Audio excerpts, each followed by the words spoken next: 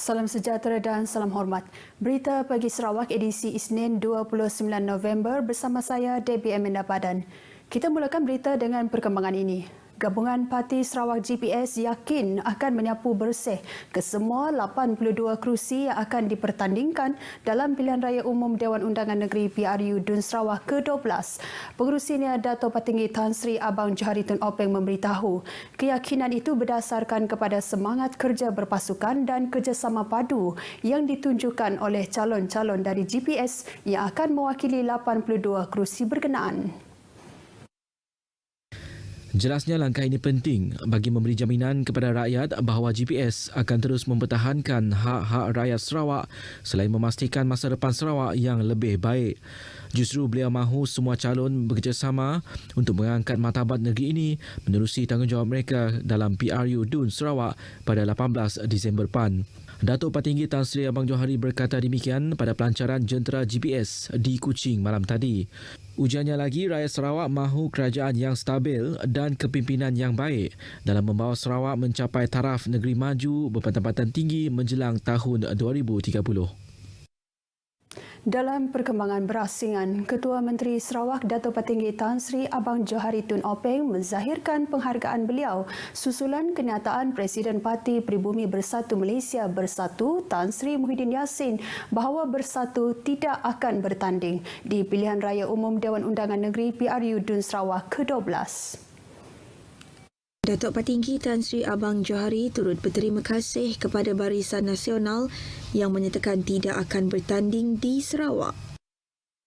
Jadi ini adalah semangat yang baik di kalangan kita, khususnya kita ada wakil di kerajaan pusat di mana Bersatu ada di sana, UMNO, PN pun ada di sana. Jadi saya mengucap terima kasihlah kepada kedua-dua Barisan Nasional dan juga Bersatu. Dan saya yakin mereka faham dengan politik Sarawak. Biarlah orang Sarawak menentukan apa yang berlaku di Sarawak. Dan kita boleh menjadi partner dalam gabungan Malaysia untuk membangunkan negara. Ketua Menteri memberitahu media selepas program Pemimpin Bersama Rakyat di laman adat Umar Baha Sungai Asap Belaga. Dato' Patinggi Tan Sri Abang Johari yang juga pengerusi Gabungan Parti Sarawak GPS mengumumkan penyandang kerusi Dun Murum Kennedy Chuk Pai Ugon akan dipilih sekali lagi mewakili GPS di Dun Murum dalam PRU Dun Sarawak ini. Dun Murum antara dun baharu yang mula dipertandingkan pada PRU Dun Sarawak ke-11 yang lalu dan ia merangkumi kawasan Tubau, Sungai Asap dan Murum. Inisiatif Kerajaan Sarawak melancarkan jaringan jalur lebar luar bandar Sarawak atau Sarawak Rural Broadband Network SRBN menjadi pelengkap kepada usaha Kerajaan Persekutuan menaik taraf tahap capaian internet di seluruh negeri ini. Menteri Komunikasi dan Multimedia Malaysia Tan Sri Anwar Musa berkata, inisiatif yang dilaksanakan oleh Perbadanan Ekonomi Digital Sarawak SDEC secara teknikalnya amat baik kerana mampu memberikan capaian internet yang memuaskan. Jelasnya, penggunaan MySRBN ini sesuai digunakan di kawasan-kawasan yang tidak mendapat capaian rangkaian internet yang baik. Tambahnya, kawasan tersebut merangkumi tempat di pinggir-pinggir liputan menara telekomunikasi biasa.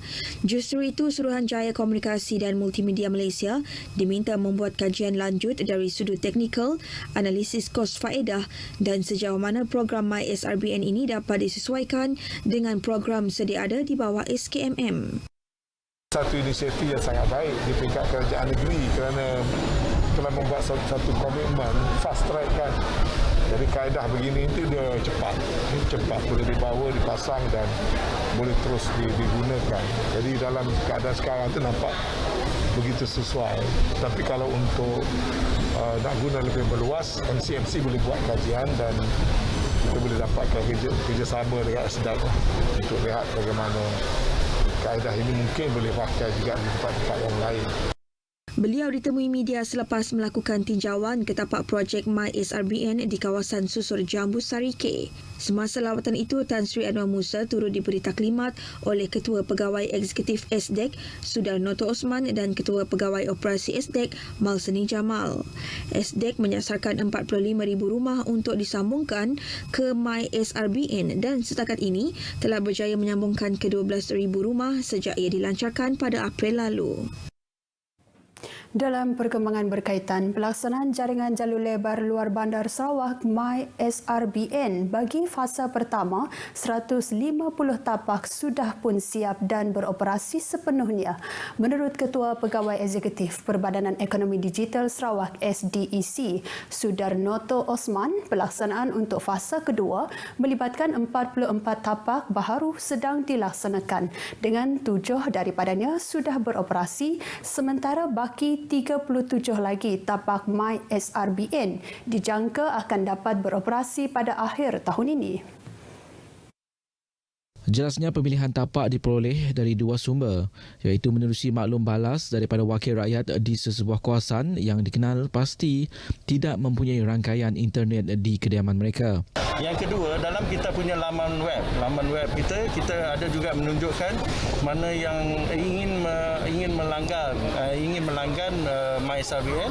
Dari situ nanti dia pun, kalau katakan kawasan dia tidak terletak dalam web tu, dia boleh meminta perkhidmatan itu dilanjutkan ke tempat dia masing-masing. Beliau ditemui media selepas memberikan taklimat mengenai MySRBN kepada Menteri Komunikasi dan Multimedia Malaysia Tan Sri Anwar Musa di tapak projek di Susur Jambu Sarike. Sementara itu, beberapa penduduk yang ditemui menyambut baik usaha pemasangan jalur lebar tersebut di rumah mereka. Laju kalau nak download lagu ke barang dokumen ke pun laju. Abang ambilnya cikgu yang ada menggunakan tidaknya PDPA, memori laptop, hanya berfungsi dengan baik. Yang saya dah lekat-lekat yang saya dah. Untuk melalui Facebook dan YouTube, okey, tidak masalah dari segi itulah. Untuk setakat ini, untuk saya TV tak ada masuk TV. Untuk dalam Netflix, dalam telefon, okey, tidak masalah. Pengguna MySRBN boleh menikmati internet berkelajuan tinggi tanpa had sehingga 30 Mbps. Perkhidmatan internet percuma MySRBN kini boleh didapati di tempat awam seperti sekolah dan pusat komuniti.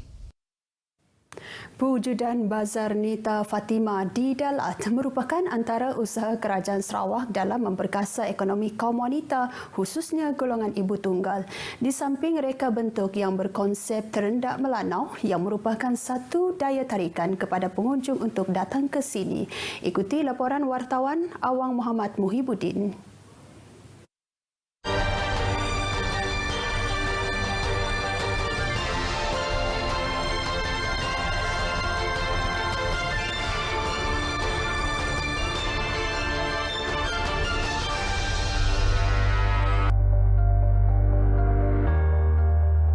Pembinaan Bazar Nita menelan kos RM750,000 ini siap pada 12 Ogos tahun lepas dan telah dirasmikan oleh Ketua Menteri Sarawak Datuk Patinggi Tan Sri Abang Johari Tun Openg pada 19 Disember 2020.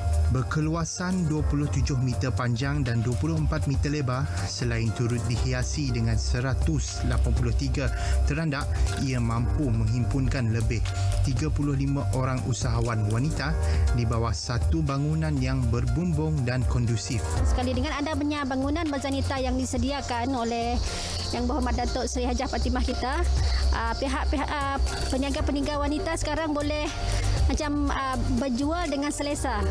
Ia memberi peluang berniaga kepada golongan sasaran dan menjadi pusat untuk wanita berniaga, terutamanya dari kumpulan ibu tunggal dan juga kumpulan B40. Dengan adanya Bazar Nita ini dapat meningkatkan lagi taraf hidup golongan wanita-wanita di Dalat, khasnya untuk ibu tunggal, kebanyakan ibu tunggal yang mencari rezeki dengan berniaga. Pembinaan Bazanita Fatimah ini juga sebagai menghargai usaha serta kegigihan para wanita yang gigih menyara keluarga dengan menjalankan pelbagai aktiviti perniagaan. Kami si ibu ngambil konopi ke lagi senang dengan hujan si